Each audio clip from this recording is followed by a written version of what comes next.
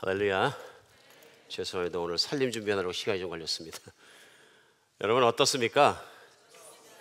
그래도 한비적게 살아있어요. 좋습니다가 그래 나왔다는 것 자체가 오늘은 그럼 다시 한번 새로운 말로 하겠습니다. 오늘은 행복합니다를 한번 크게 한번 해보세요. 여러분 어떻습니까? 믿으십니까?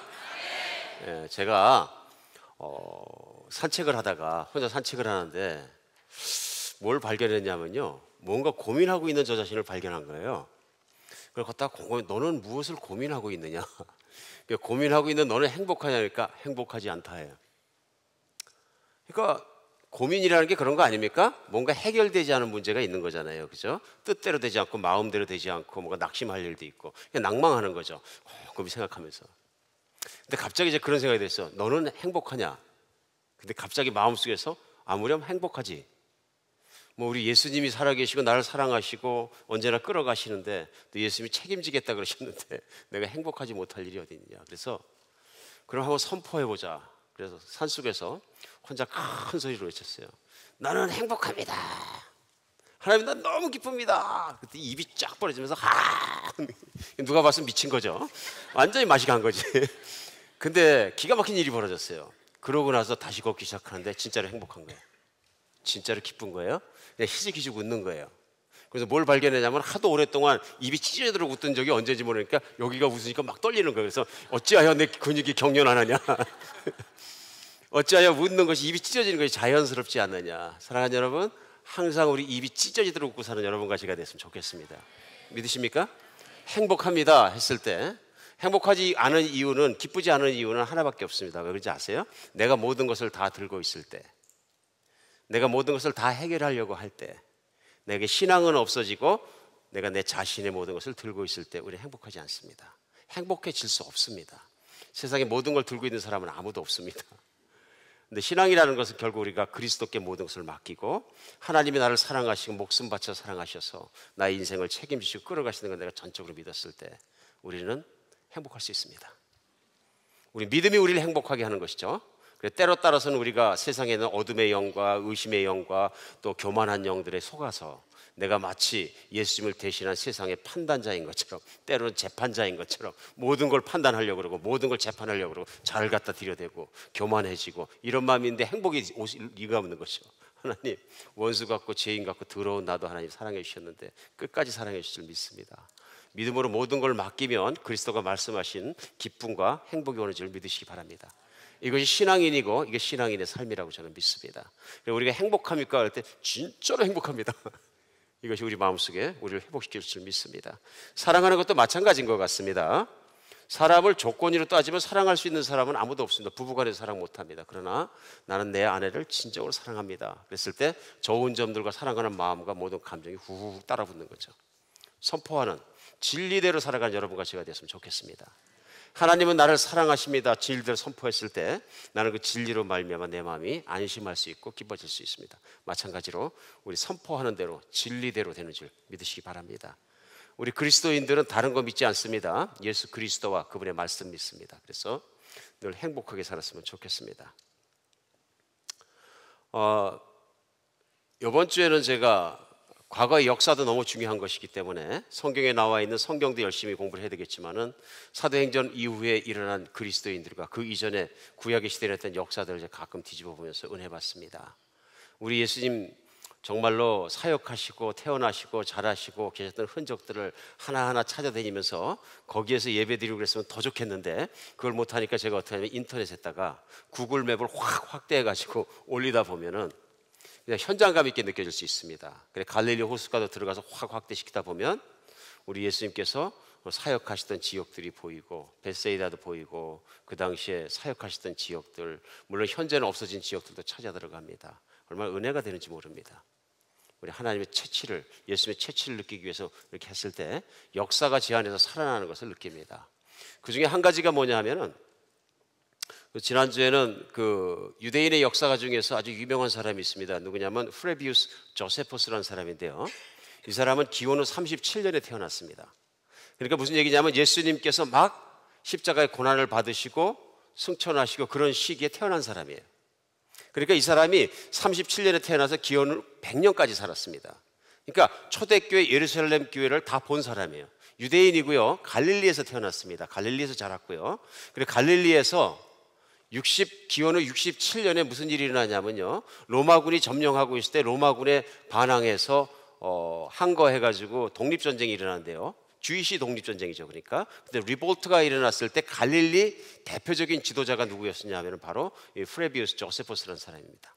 근데 이 사람이 전쟁에 져서 그 당시에 베스페니안 장군한테 붙잡혀가지고 포로가 되고 그 다음에 죽게 생겼는데, 그때 개심을 합니다. 개심하면서 뭐냐면요, 나는 내가 생각할 때 우리가 기다리고 있는 우리를 해방시키는 메시아가 베스페니안 장군인 것 같다. 그리고 당신이 몇 년 내로 로마의 황제가 될 것이다. 그렇게 얘기를 합니다. 그런데 그 말대로 그 사람이 황제가 됩니다. 그러자 그 황제가 기특하게 여겨가지고 이 사람을 갖다가 자기의 성을 쓰게 하고요, 뿐만 아니라 시민권을 주고요, 로마의 통역관으로 사용을 합니다. 그래서 이 사람이 로마의 통역권을 하고 그 이스라엘 지역에서 계속적으로 사역을 하면서 그 당시 일어났던 일들을 보고하기 위해서 역사를 씁니다. 하나하나 디테일하게. 근데 그것이 오늘날 역사책으로 남아 있습니다. 근데 그 사람의 인생이야 뭐 틀린 인생을 살았건 그리스도인은 아닙니다. 어떻게 살았든 오늘날 우리에게 역사의 고적 자료를 전해주고 있습니다. 그런데 그 역사의 자료 중에서도 우리한테는 좀 소중한 부분이 일부분 있는 게요, 초대교회의 모습들을 볼 수 있습니다. 그래서 믿지 않는 사람의 눈으로 본 초대교회입니다. 그 중에 하나 제가 계속적으로 읽으면서 은혜 받고 있는 게 뭐냐면은 야고보 사도의 순교의 현장을 갖다 그대로 그립니다. 그러면서 야고보 사도와 초대교회 몇몇 사람들 성도들을 갖다가 붙잡아 왔다. 그래갖고 사내들은 공의회가 열렸고 공의회에서 옥신각신 싸우는 장면들. 그러다가 공의회에서 결정한 게 뭐냐면 돌로 때려 죽여라. 그래서 그 결정과 함께 야고보 사도와 우리 야고보서 쓰신 사도죠, 그 성도들을 돌로 쳐서 죽이는 사건이 나옵니다. 기독교인은 저로서는 무척 가슴이 아픕니다. 근데 한 가지 깊이 은혜가 되는 게 뭐냐면요, 초대교인들의 교인들의 삶의 모습을 볼 수 있습니다. 그러면서 얼마나 신앙이 좋으면 꿈쩍도 안 하고 돌 맞아 죽으면서 예수 그리스도를 외칠 수 있느냐. 한두 명도 아니고 거기에 보면 야고보 사도와 성도들이 다 포함되어 있습니다. 요즘 생각합니다. 한비전께 돌로 맞아 죽는 일이 생기면 몇 명이나 남아있을까? 우리 일제시대에 신사참배 안 하면 죽인다 그런 게 아니라 위험만 했는데도 우리 아픈 과거를 가지고 있습니다. 개신교회 교단들이 막 장로교단이 통째로 막 신사참배 해도 된다 쪽으로 돌아갔거든요.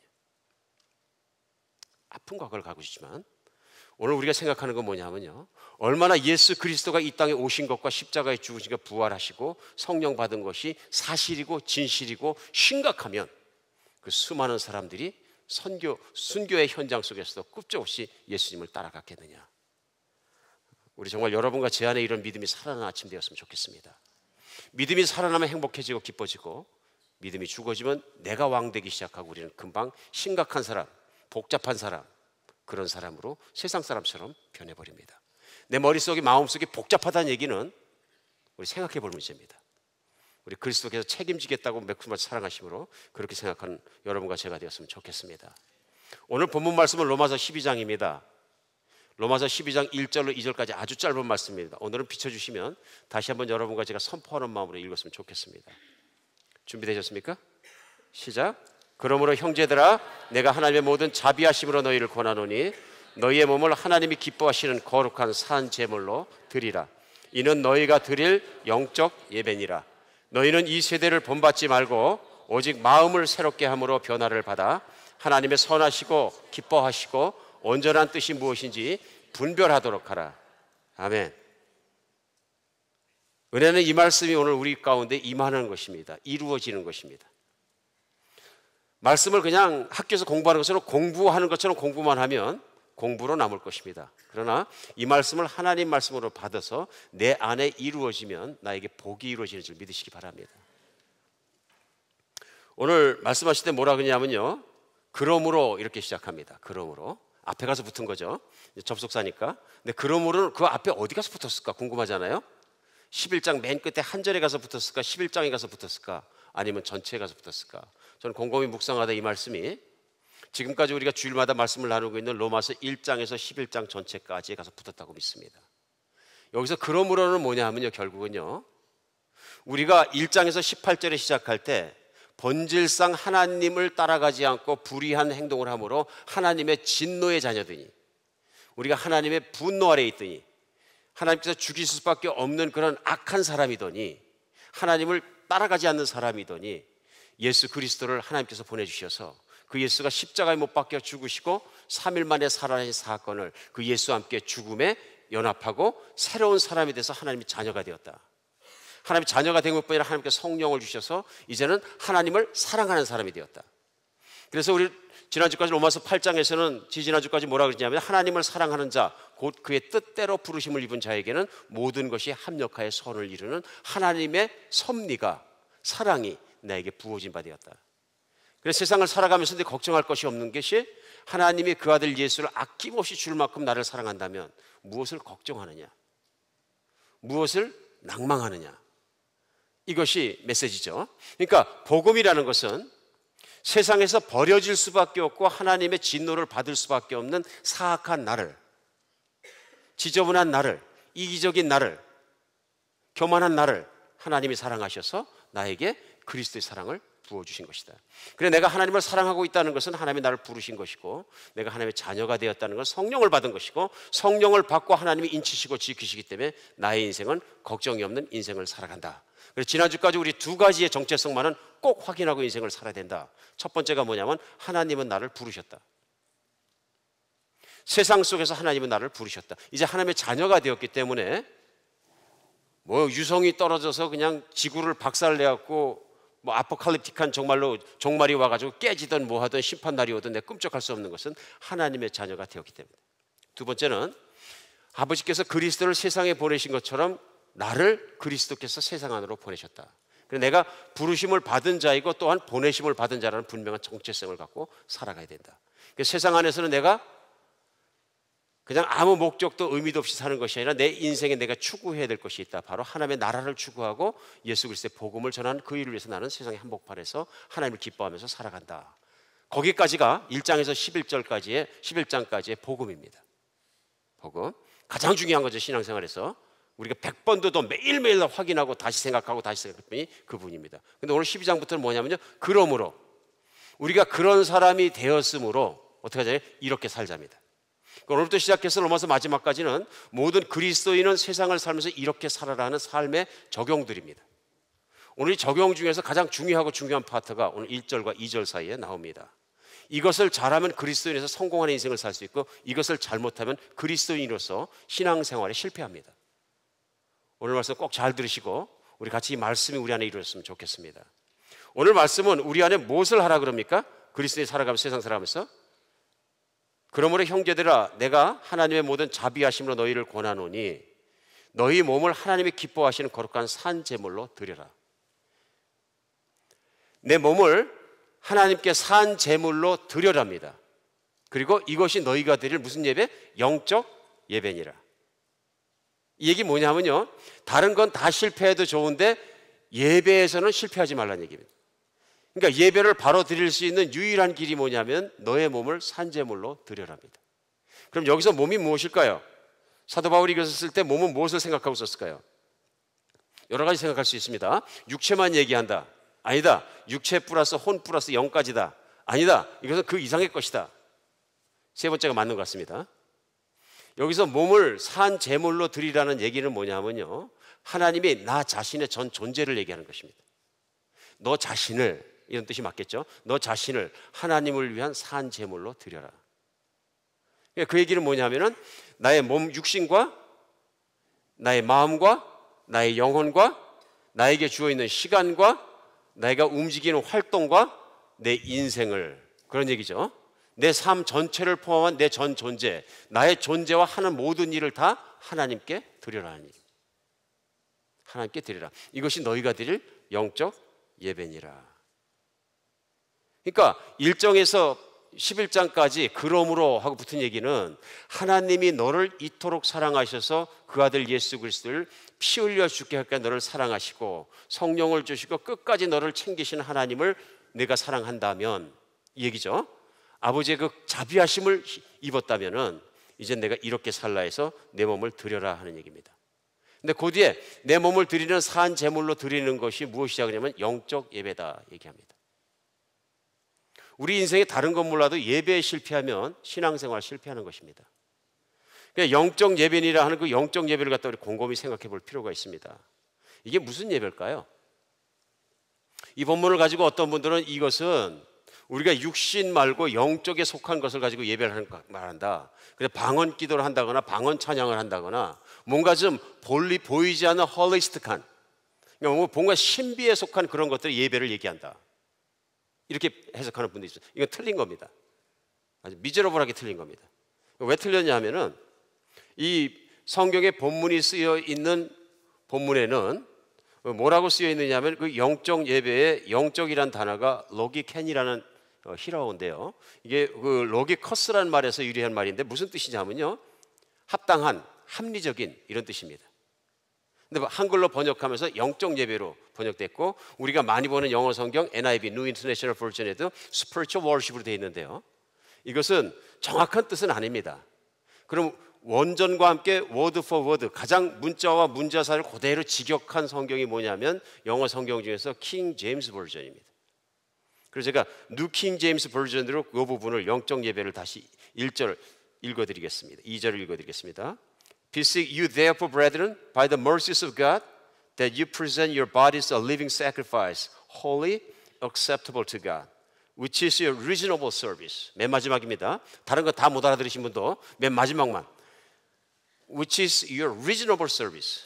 영적 예배가 뭐냐면 킹 제임스 버전에서는 reasonable service라고 얘기합니다.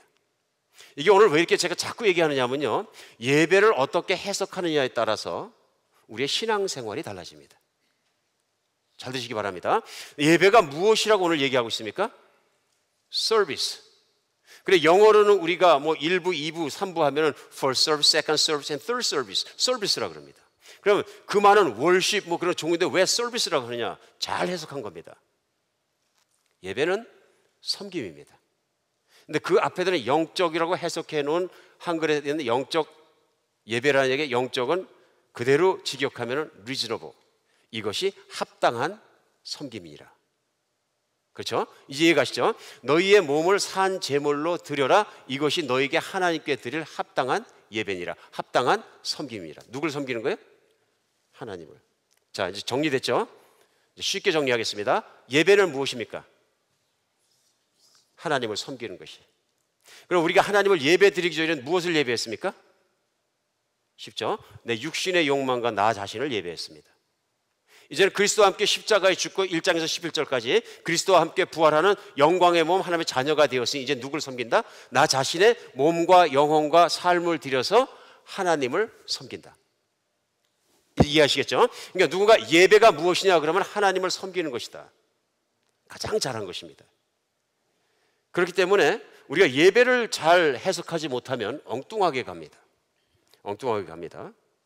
성경은 우리가 가끔은 역사를 뒤돌아봐야 되는 이유고 역사를 곰곰이 생각해야 되는 이유가 뭐냐면요. 역사 속에서 우리 지혜를 얻을 수가 있습니다. 그리고 성경을 해석할 수 있는 바른 관점과 좋은 시각을 가질 수 있습니다. 구약 성경을 읽다 보면은 이스라엘이 가장 중심축에 나옵니다. 그렇죠? 그러면 이스라엘의 역사를 떠나서는 우리가 구약 성경과 그 구약을 통해서 이스라엘 백성이 나는 하나님을 이해할 수가 없습니다. 그럼 이스라엘 백성이 구약 성경에 보면은 성공했습니까? 실패했습니까? 완전히 실패한 예배자입니다. 이스라엘이 정말로 하나님을 힘들게 했고 그렇기 때문에 버림받았다고까지 얘기할 수 있을 만큼 그렇습니다. 그럼 이스라엘이 예배에 실패한 이유가 무엇입니까? 우리가 이것 정도는 알아야 됩니다. 그래야지 성경을 보는 바른 관점이 생깁니다. 간단합니다. 이스라엘이 예배에 실패한 이유는 하나님을 기쁘시게 하는데 실패한 거예요. 하나님을 섬긴다는 얘기는 뭐냐면 오늘 2절에 따라하는 것처럼 하나님의 기쁘시고 선하신 뜻을 쫓아서 행하는 거예요. 그러니까 하나님을 기쁘시게 하는 게 하나님을 섬기는 것입니다. 내가 하는 행동과 생각과 모든 것이 하나님이 기쁘면 나의 인생에도 좋은 것입니다. 근데 이스라엘 백성이 하나님을 기쁘시게 하는데 실패한 거예요. 왜 실패했을까요? 제사를 안 드려서 그랬을까요? 아니라고 얘기합니다. 엄청난 제사를 드렸다고 얘기합니다. 그래서 실패했다고 얘기합니다. 대표적으로 예를 들면 선지자 이사야를 보내서 하나님께서 말씀하실 때 이스라엘 백성이 제물을 드리는데 실패했다고 얘기하지 않습니다. 오늘은 여러분과 제가 수요일은 아니지만 이사야서 1장을 펴고 잠깐 성경 공부를 하겠습니다.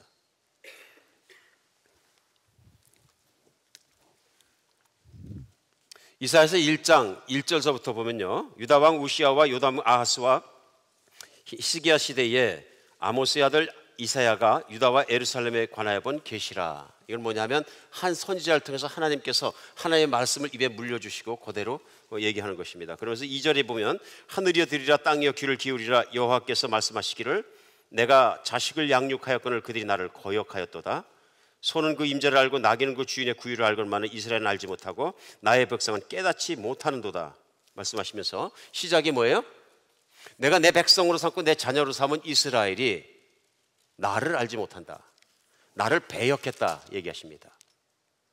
그러니까 무슨 얘기냐면 이스라엘이 하나님을 기쁘시게 하는데 실패했다는, 결론은 뭐냐면 이스라엘은 나를 기쁘게 하는데 실패했답니다.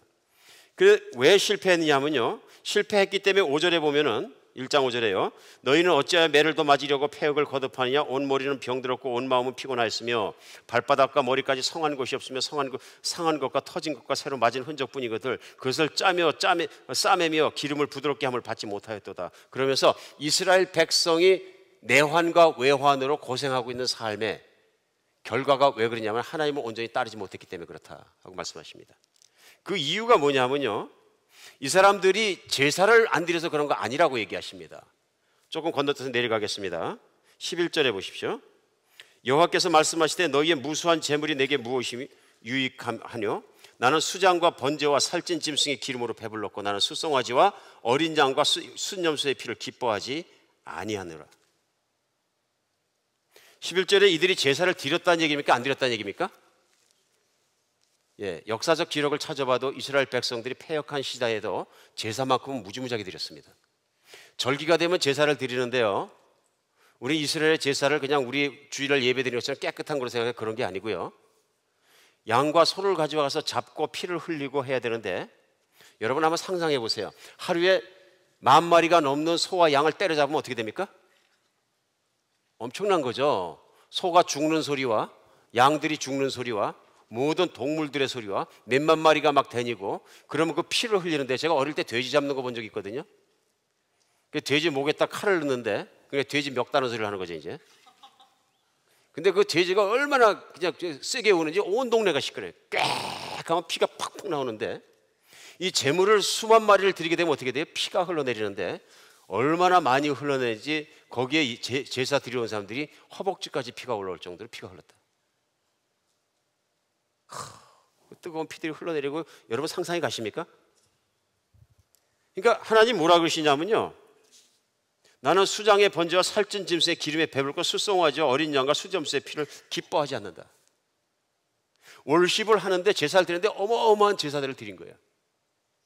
그러니까 이스라엘 사람들은 어떻게 생각했냐면 이만하면 우리가 제사 끝내주게 드렸지 이겁니다. 끝내주게 드렸지. 근데 12절에 하나님 이렇게 말씀하십니다. 너희가 내 앞에 보이러 오니 이것이 누가 너희에게 요구하였느냐? 내 마당만 밟을 뿐이니라. 그러면 13절에 헛된 재물을 다시 가져오지 말라. 분향은 내게 가증한 바요 월세과 안식일과 대회로 모이는 것도 그러하니 얘기합니다. 이스라엘 백성들이 날짜도 지키고 월삭도 지키고 안식일도 지키고 제사도 지키고 11조도 내고 다 잘했다는 얘기입니다. 그럼 예배에 성공한 거예요? 실패한 거예요?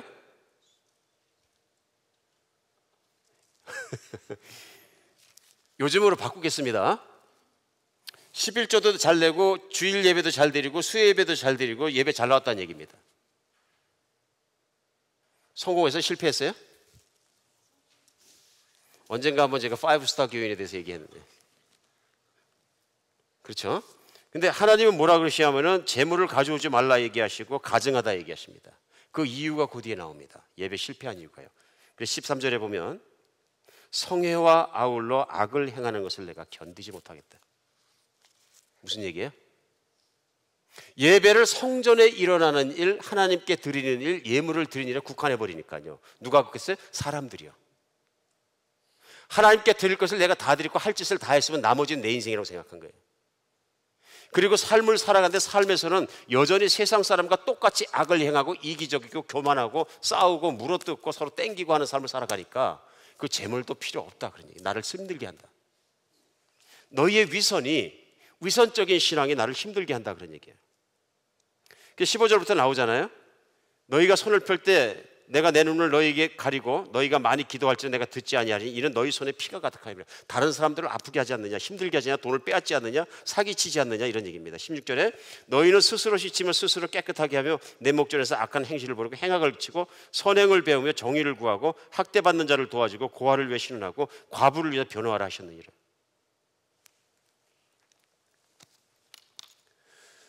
자, 이스라엘 사람들의 문제가 뭡니까? 예배의 범위를 축소시킨 것입니다. 그리고 예배의 의미를 변질시킨 것입니다. 그래놓고 나는 의롭다 혼자서 생각한 겁니다. 하나님 보실 때는 예배에 실패한 것입니다. 예배에 실패했기 때문에 그 이후로 이스라엘 민족이 어떤 삶을 삽니까? 하나님이 그럼에도 불구하고 은혜로 약속하신 대로 이스라엘 사람 한가운데 다윗의 족보를 따라서 약속대로 예수님을 하나님이 이 땅에 들어오십니다. 그들이 예배를 그렇게 제한하고 나니까 깨어진 마음이 아니기 때문에 하나님을 찾지 않습니다. 내가 의롭다고 생각하니까요. 오히려 하늘에서 내려오신 예수 그리스도를 십자가에 못 박혀 죽이는 정말로 흉악한 죄악을 저지릅니다. 그리고 그들은 성전을 자랑합니다. 성전을 봐라, 제사자들을 봐라, 학교를 봐라, 얼마나 우리가 예배를 멋지게 드리나, 우리 하나님이 기뻐하는 족속이다. 교만해집니다. 예수님 말씀하십니다. 너희가 자랑하는 그 성전이 돌 위에 돌 하나 남지 않고 다 무너지리라. 이 말씀이 언제 성취됩니까? 오늘 화두에 말씀드렸던 역사가 프레베스 조세퍼스가 직접 눈으로 목격한 겁니다. 바로 그가 참여했던 전쟁, 기원은 67년에서 73년까지 벌어졌던 로마군을 상대로 벌였던 독립전쟁에서 로마군이 수만 명이 들어와서 초토화시켜버립니다. 성전을 다 흩어버리고요, 성전을 다 무너뜨려버리고요, 돌도 다 무너뜨려버리고요. 그 다음부터는 이스라엘 백성이 그 땅에 살지 못하게 해서 전 세계로 흩어집니다. 그때부터 벌써 예수님 말씀대로 어떻게 되냐면 이스라엘 백성이 디아스포라 됩니다. 전 세계에 흩어져 사는 나그네 민족이 됩니다. 나라를 못 갖습니다. 각 나라에서 흩어져 살면서 그 족속들에게 핍박받습니다. 욕먹습니다. 나중에는 우리가 아는 것처럼 히틀러에 의해서 아우슈비츠에서 수백만 명이 죽습니다. 하나님께서 그러나 약속을 생각하고 그들을 불쌍히 여기셔서 1945년도에 연합군의 힘을 미국과 영국의 힘을 빌어서 지금 살고 있는 이스라엘의 조그만 땅에 발붙이게 해주십니다. 그리고 여러분과 제가 예배드리고 평안하게 있는 이 시간에 이스라엘의 땅 속에는 폭탄이 떨어지고 있습니다. 어젯밤에도 방공호 속에서 그들이 떨면서 잠을 자야 됐었고요. 엄청난 고난을 받습니다. 우리가 한 챕터를 건너뛰었습니다만 이 앞에 있는 11장에서는 사도 바울이 얘기합니다. 그런즉 하나님께서 이스라엘을 버리셨느냐? 그렇지 않으시다. 하나님의 약속은 폐해지지 않았다.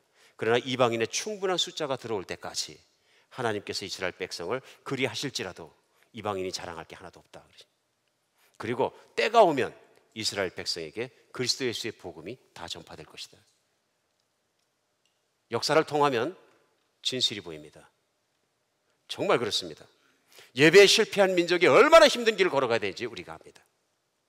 그러나 약속도 폐해지지 않았습니다.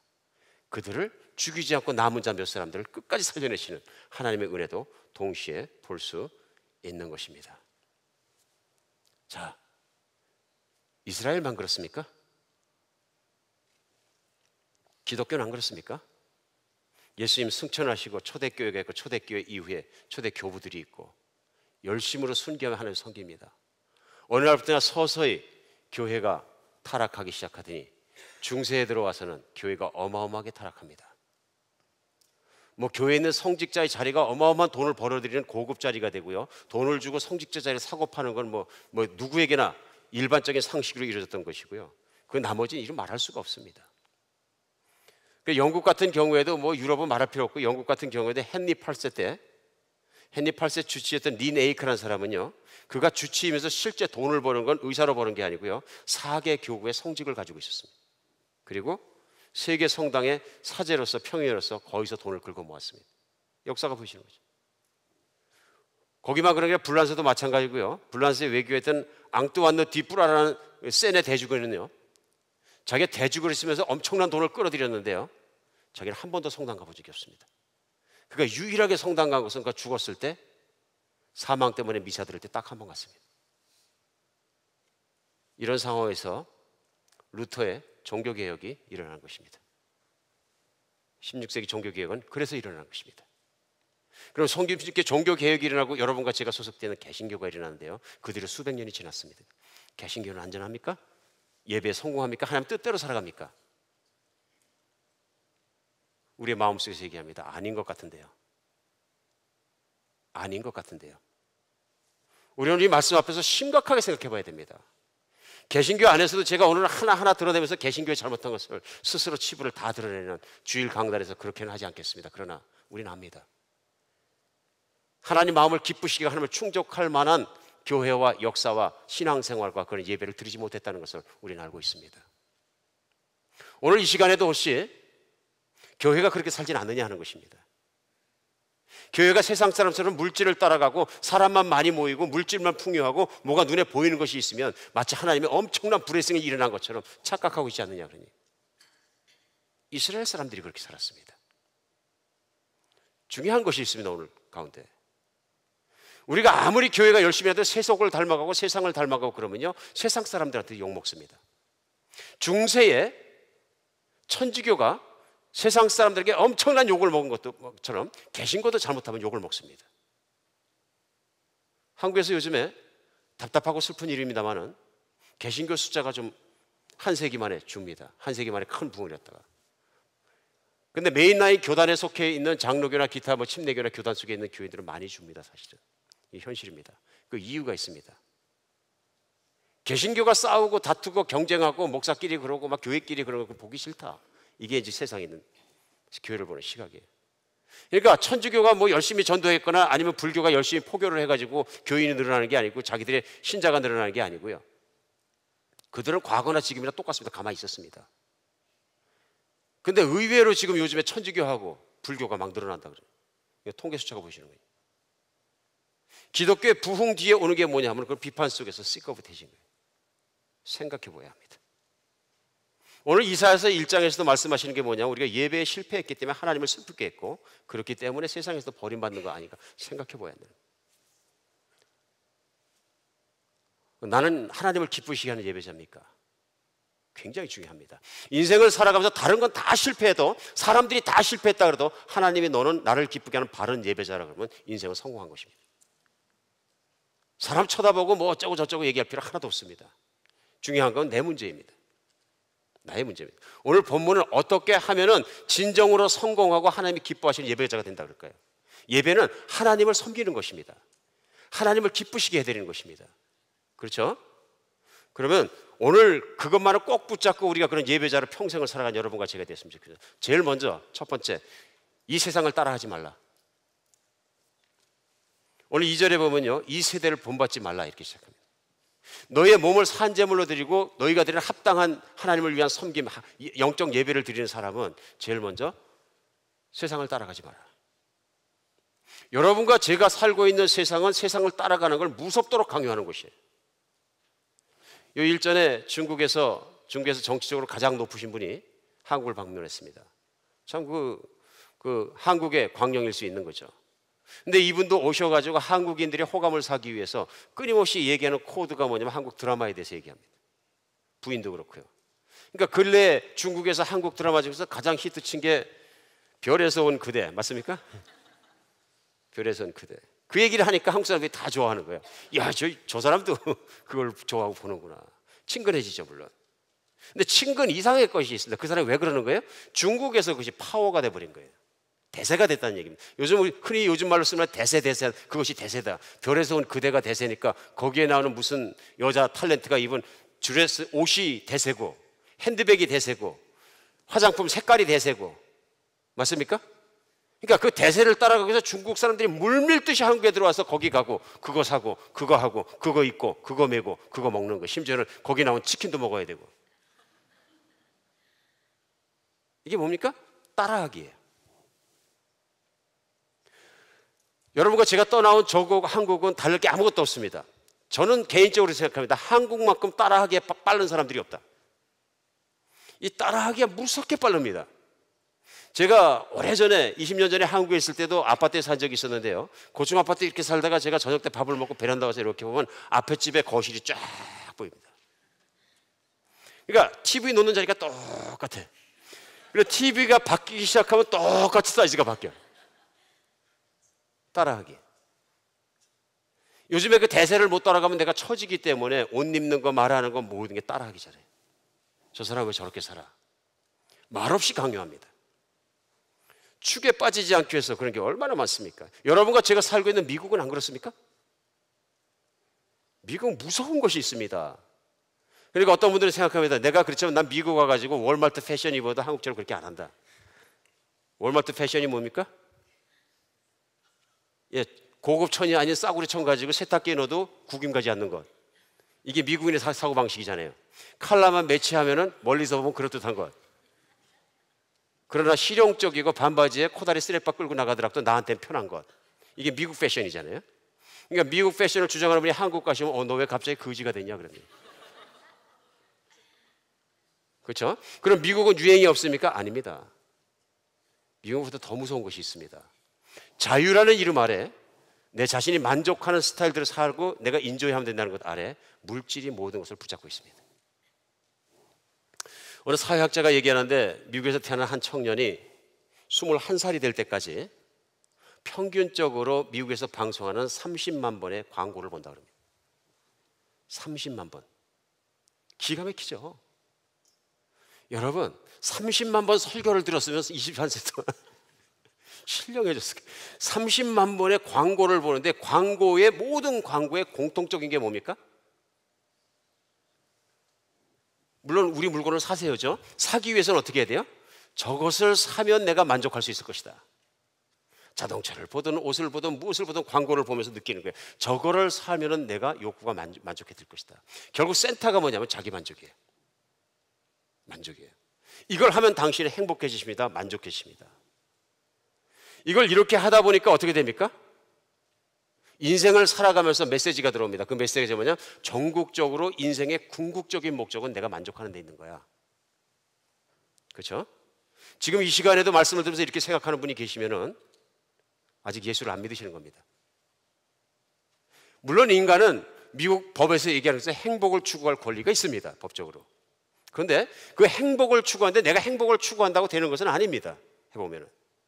그런데 물질을 만족하고 내가 시간을 가지고 있고 자유를 내 구가함으로써 나는 행복해진다고 생각을 하니까 끊임없이 자아 만족을 갖다 추구하는 거예요.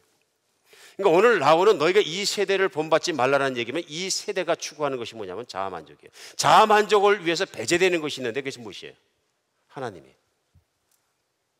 하나님의 뜻도 하나님의 모든 것도 배제돼 버리고 나머지 남아있는 게 뭐냐면 내가 만족하면 자아 만족을 추구하는 자아교회예요. 내 자신이 존귀해요. 미국은 그것이 세계에서 가장 높게 그것을 또 찬양하는 곳이에요. 개인의 권리, 개인의 인권, 개인의 센터가 뭐예요? No, 휴먼이에요. 이게 이렇게 살다 보니까 물질이 슬그머니 파고 들어오는 게 뭐냐면 물질주의가 쉽게 사람을 만족시키기 때문에 설득력이 있습니다. 그러니까 무슨 얘기예요? 돈 되는 일이면 다 한다. 그 돈 되는데 왜 하네? 감옥에만 가지 않으면 돈 되는 일이면 다 한다. 내가 이런 생각을 하고 산다 그러면 나도 물질주의에 물들어지 점검해 보셔야 돼요. 반대로 후립할게요. 반대로 생각할 수도 있어요. 돈이 안 되면 안 한다. 그러니까 첫 번째 판단 기준은 돈이 되냐? 그러니까 교회도 마찬가지예요. 교회에서 섬기는데 그렇게 섬기면 나한테 뭐 이익이 있냐? 나를 알아주냐 사람들이? 내 지위가 올라가냐? 혹은 교회에서 반대급부를 주느냐? 난 물질주의자예요. 세상을 따라가는 거예요. 그러니까 교회 안에 무서운 건 뭐냐면 세상이 교회 안에 들어와서 세속주의로 변화시켜버리는 거예요. 세속주의 변화되면 간단한 게 뭐냐면요, 휴먼 센터가 되는 거예요. 휴먼 센터. 교회는 하나님의 사람들이 서로의 희생을 치러가면서도 섬기는 것이에요. 돈은요, 벌을 때 재밌는 것보다도요, 돈은 내가 돈을 희생해 가면서도 누구를 섬길 때도 가치가 드러나는 것이죠. 하나님의 뜻대로. 돈을 하나님이 기뻐하시는 뜻에 따라서 쓸 수 있으면 나는 하나님을 예배하는 자예요. 그러나 내가 돈에 묶여가지고 하나님이 기뻐하시는 뜻이다 알면서도 내가 못 쓴다 그러면 나는 돈을 붙잡혀 있는 돈교를 숭상하는 돈교 신자예요. 물질주의 신자라는 얘기입니다. 오늘 우리 깊이 생각해보면 이 본문 앞에서 나는 무엇을 따라 살고 있는가? 그러니까 미국 안에서도 미국의 생각과 그 사조를 그대로 따라가면 그렇게 됩니다. 오늘 우리 안에 정말로 하나님께서 깨달음 주시는 시간 되었으면 좋겠습니다. 예배는 하나님을 기쁘시게 하는 겁니다. 예배는 하나님을 섬기는 것입니다.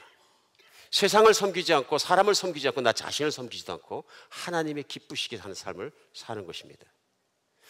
그렇기 때문에 교회 안에 세속적인 생각이 들어오기만 하면 교회가 망합니다. 쉽게 설명하겠습니다. 아름답고 좋은 교회는 내가 시간을 들여서 노력을 들여서 모든 걸 들여서 성도를 섬기는 교회입니다. 내가 밥할 때도 행복한 교회입니다. 내가 목자를 하면 더 행복한 것입니다. 남을 섬기기 때문에. 근데 현대의 교회 가게 되면요, 특히 이민교회는 미국의 합리주의적인 프래그매틱한 사고방식에 물들게 됩니다. 그리고 어떻게 되냐면요, 교회 나와서 밥하려니까 힘들고 짜증나고 땀나는 거예요. 그러니까 어떻게 하냐면 이렇게 하지 말고 우리가 헌금하고 돈 내니까 사람 써서 밥 먹자. 이제 그러다 보니까 교회가 복잡하고 커지면 관리 잘하는 사람은 영적인 사람이 아니고요, 주로 월마트나 그런 데서 제너럴 매니저 했든지 CEO 했든지 그런 분들이에요.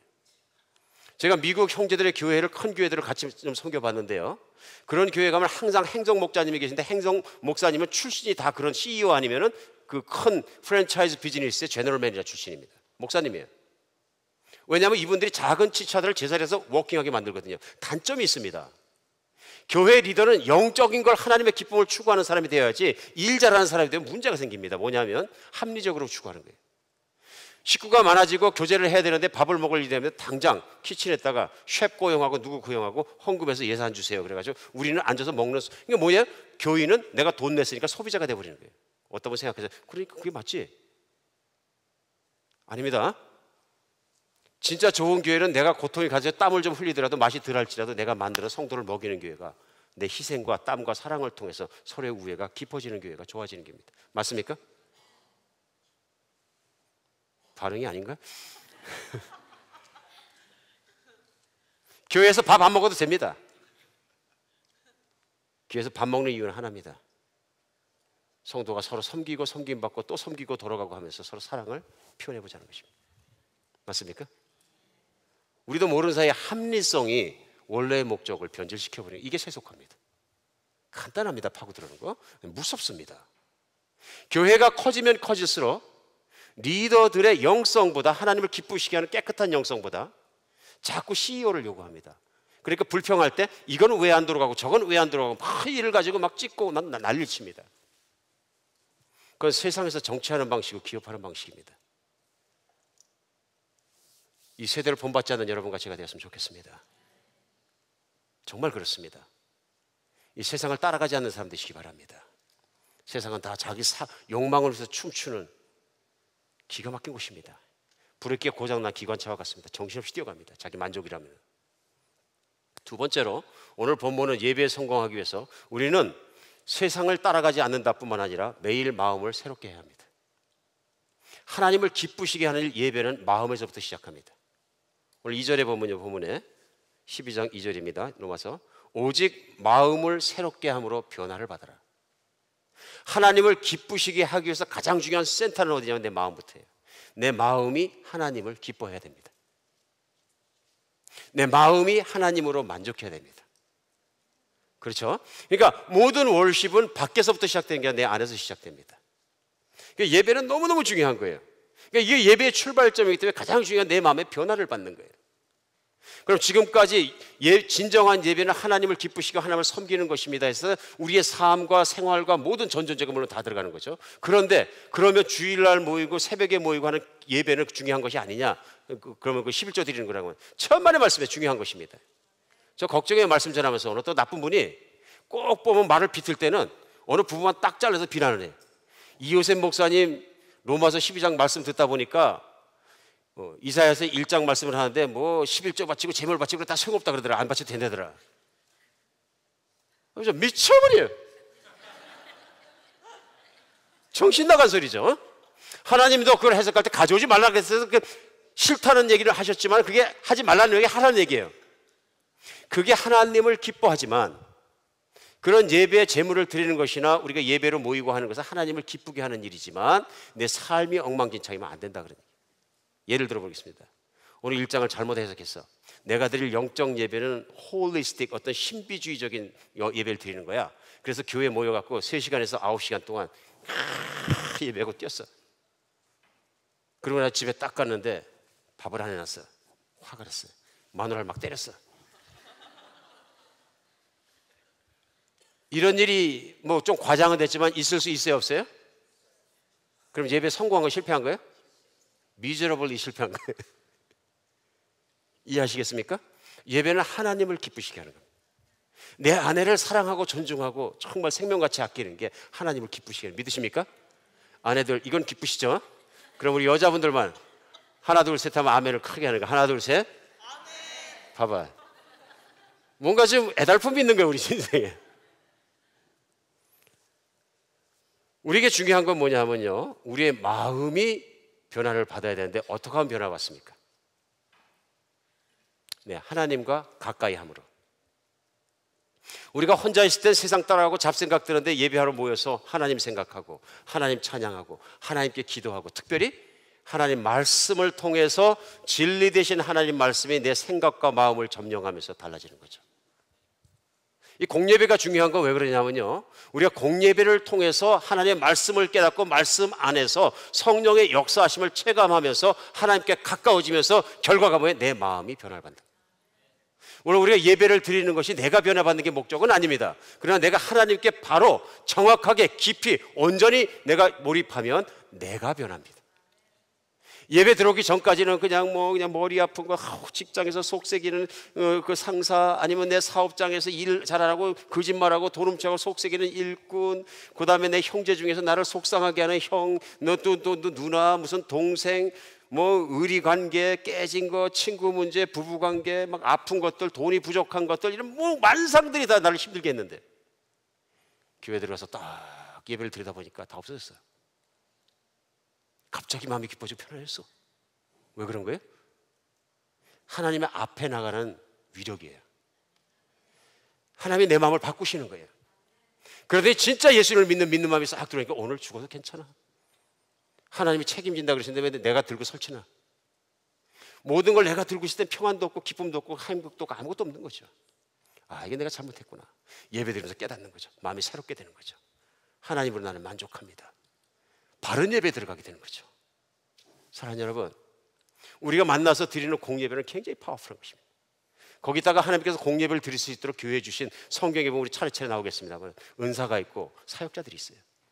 그러한 은사를 주시고 사역자들을 통해서 하나님 뭘 하시냐면요, 우리 안에 있는 마음의 변화 받을 만한 것을 공급해 주시는 거예요.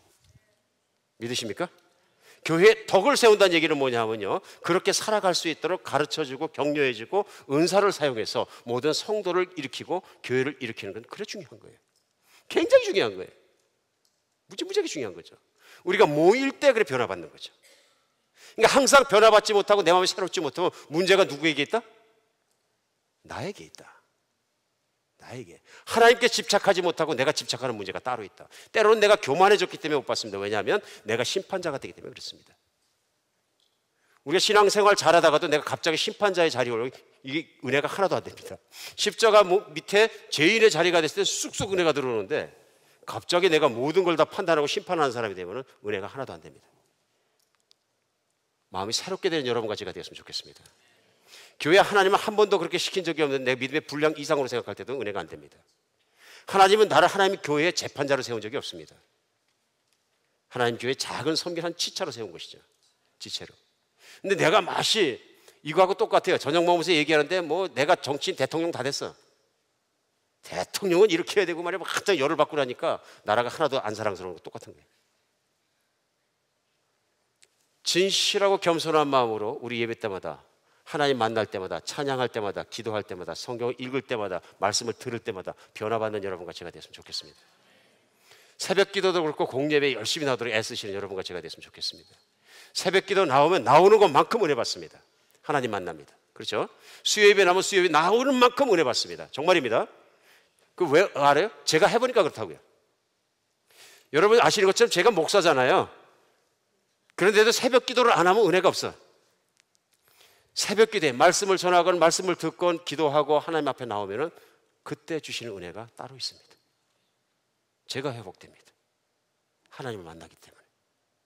걱정, 근심 다 떠나가고 하나님의 뜻을 클리어하게 보게 됩니다. 오직 그래서 우리가 예배에 힘쓰는 여러분과 그래서 정말로 마음의 변화를 받는 여러분과 제가 됐으면 좋겠습니다. 오늘 마지막으로 세 번째 본문이 가르치는 예배에 성공하는 사람은요, 하나님을 따라하는 사람입니다. 제일 먼저 뭐였어요? 세상을 따라하지 마라. 세상을 따라하지 마라. 두 번째는 항상 내 마음에 변화 있고 예배에 열심히 하라. 기도에 열심, 찬양 열심, 말씀 듣는 거 열심히 하라. 세 번째는 예수님을 따라해야 돼. 세상을 따라하지 말고 예수님을 따라하면 됩니다. 맨 마지막에 2절에 보면요, 하나님의 선하시고 기뻐하시고 온전한 뜻이 무엇인지 분별하도록 하라. 세상에 분별력 없는 사람이 누구냐 하면요, 세상에 푹 빠진 사람이에요. 그 사람은 아무리 똑똑하게 얘기하고 주장을 강하게 하고 뭘 그냥 거품을 물고 얘기하더라도 어리석은 사람이에요. 세상에 지혜롭고 가장 들을 만한 사람은 어떤 사람들이냐면요, 하나님의 말씀을 통해 선하시고 기뻐하시는 뜻을 분별할 수 있는 사람. 이렇게 하면 하나님이 기뻐하십니다. 내가 뭐 옳습니다 막 그냥 핏대로 올리고 얘기하더라도 이 사람의 중심이 하나님께 있지 않으면 엉뚱한 소리 합니다. 엉뚱한 소리 합니다. 오늘 분명히 깨닫는 여러분과 제가 되었으면 좋겠습니다. 예수님을 따라가시기 바랍니다. 우리에겐 예수님이 샘플입니다. 예수님이 이 땅에서 사실 가장 큰 일은 뭐냐면요, 아담이 실패한 것을 하나님의 아버지의 기뻐하시고 온전한 뜻을 따라서 마지막에 십자가에 못 박혀 죽기까지 순종하신 거예요. 이게 뭐예요? 예수 그리스도가 아버지께 드린 영적 예배예요. 그러니까 온전한 인간은 이렇게 살아라가 뭐냐면 아버지를 살아가고 아버지가 기뻐하시는 뜻을 따라서 한 발짝 한 발짝 살아라요. 중요하죠. 사역을 많이 하는 게 중요합니까? 아니면 하나님의 뜻을 따라가는 게 중요합니까? 양이 아니고 하나님의 뜻을 따라가는 거예요. 정말입니다. 저희 한비전교회도 하나님을 기쁘게 섬기기 위해서는 끊임없이 기도하면서 분별해야 될 게 뭐예요? 어떻게 하면 한비전교회에서 하는 모든 일과 한비전교회 섬기는 것을 하나님 아버지께서 기뻐하시냐. 무엇을 하면 기뻐하실까? 어디 나와 있습니까? 성경에 나와 있고 성령이 우리와 함께 계시면서 계시하십니다. 우리 하루하루 일상에 그것을 적용하면서 나가는 거예요. 세상 사람들이 뭐라 그러더라도 핍박을 하건 뭘 하건 하나님이 기뻐하시면 기뻐하시는 길을 갈 수 있어야 합니다. 때로는 순교하기까지. 믿으십니까? 여러분과 제가 그렇게 살아가는 정말로 사람 되었으면 좋겠습니다. 대도시에 있는 신문기자 두 사람이 정말 사람들의 어떤 마음 상태가 궁금해서 그 도시에 있는 자동차 정비 공장을 돌아다니면서 시험을 했습니다. 어떻게 했냐면 자기들 차에 멀쩡한 차, 새 차에 있는 것 갖다가 스파크 플러그에 붙어있는 전기 배선을 뽑아버렸어요. 물론 차가 쿨럭쿨럭하죠. 그런 상태로 가서 맡겨놓고 이 차가 잘 안 나가는데 견적을 좀 내주세요. 그러니까 적게는 175불에서부터 몇백 불까지 견적이 나왔어요. 알겠습니다. 나와가지고 아무래도 공짜로 해주는 사람이 없는 거예요. 맨 마지막 집을 갔는데 이 정비사가 이렇게 보더니 만져보더니 이거 손이 빠졌네요. 쿡 꽂아주더래요. 얼마입니까? 그러니까 이거 돈 받습니까? 빠진 거 껴준 것 뿐인데. 정말 안 받습니까? 안 받는다 그래요. 왜 안 받습니까? 그러니까 저는 그렇게 할 수 없습니다. 그렇게 하면 안 되는 사람입니다. 왜 그렇습니까? 전 그리스도인입니다. 저는 그리스도인입니다. 저의 삶은 예수께 드린 사람입니다. 예수께 드렸기 때문에 도둑질하지 않고 이기심으로 살지 않고 신앙 양심을 따라 살고 나는 하나님을 기쁘시게 하는 삶을 살기 위해서 노력하는 사람입니다. 사랑하는 여러분, 이것이 우리가 드릴 영적 예배입니다. 그리 어렵지 않습니다. 하나님만 사랑하면 따라갈 수 있습니다. 하나님께만 의지하면 따라갈 수 있습니다. 다른 건 다 실패해도 좋습니다. 사업을 100번 실패해도 실패자 안 됩니다. 심지어는 결혼을 내가 실패해서 실패자 안 됩니다. 그러나 하나님을 기쁘시게 하는 예배에는 실패하지 않는 여러분과 제가 되었으면 좋겠습니다. 기도하겠습니다. 예, 하나님, 정말 말씀을 통해서 우리에게 진리를 볼 수 있는 눈을 열어주시고 마음을 열어주시옵소서. 이 세상 살면서 반드시 해야 될 일, 반드시 가야 될 길을 바로 찾아갈 수 있도록 우리를 도와주시옵소서. 우리 인생 중에 하나님께서 보시든 안 보시든 꼿꼿이 믿음의 길을 걸어갈 수 있도록 늘 도와주시고 나를 사랑하사 나를 위해 떠나지 않고 계신 하나님의 뜻을 따라 하나님 기뻐하시는 삶을 살게 하여 주시옵소서. 하나님 한비전교회 모든 예배 중에 주님께 성령으로 역사해 주시옵소서. 우리의 마음이 변화받게 하여 주시옵소서. 우리 마음이 변화받지만 어떻게 삶이 변하겠습니까? 하나님, 말씀을 통해 우리 마음이 변화받게 하여 주시옵소서. 성령의 능력을 우리가 변화받게 하여 주시옵소서. 우리의 마음이 주님 앞에 바로 서게 하여 주시옵소서. 그리스도 예수의 이름으로 기도합니다.